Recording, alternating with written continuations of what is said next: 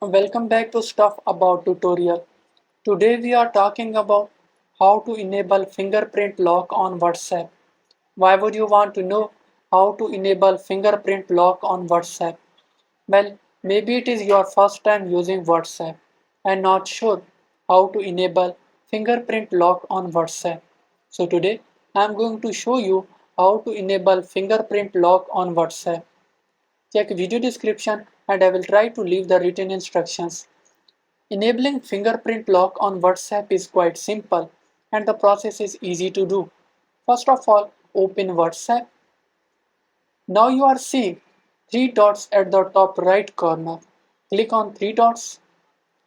Now click Settings. You are seeing different buttons. Click on Privacy. Now scroll down. Here in bottom, you are seeing fingerprint lock.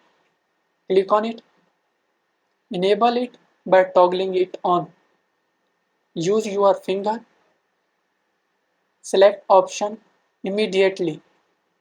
Now your fingerprint lock has been enabled. There you go. If you wanted to know how to enable fingerprint lock on WhatsApp, that is the easiest way I know how. If you know another way, to leave a comment below. Be sure to subscribe for more videos.